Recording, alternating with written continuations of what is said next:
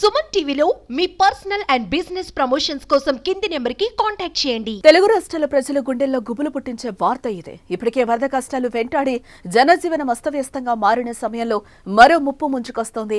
AP తెలంగాణకు వాతావరణ శాఖ భారీ వర్ష సూచన చేసింది.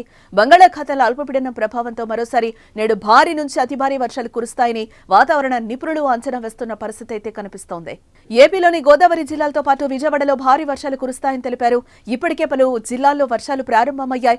రాత్రి 2 గంటల నుంచి విజయవాడలో వర్షం కురుస్తోంది. ఇంకా జల దిగ్బంధంలోనే నగరం చిక్కుకుంది.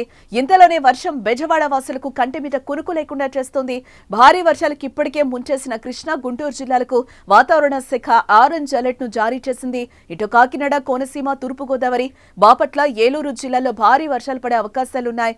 అటు తూర్పు, ఉత్తర తెలంగాణలను భారీ నుంచి అతి భారీ వర్షాలు పడతాయని వాతావరణ శాఖ అంచనా వేస్తోంది. అరేబియా సముద్రం, బంగాళాఖాతం, దక్షిణ భారత్ 3 చోట్ల ద్రోణి వాతావరణం అయితే కొనసాగుతోంది.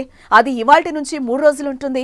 పశ్చిమ, మధ్య బంగాళాఖాతంలో సెప్టెంబర్ 5న అల్పపీడనం ఏర్పడే అవకాశాలు అలాగే ఉన్నాయి.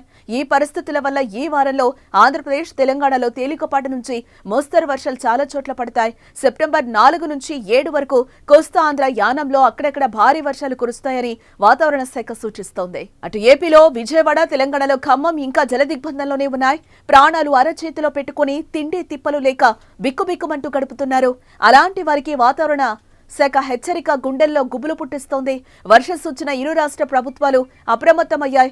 ఎటువంటి అవాంఛనీయ సంఘటనలు జరగకుండా అధికారులు జాగ్రత్తలు తీసుకుంటున్నారు. భారీ వర్ష సూచనతో ముంపు ప్రాంతాల ప్రజలు మరింత జాగ్రత్తగా ఉండాల్సిన అవసరం ఎంతైనా ఉంది.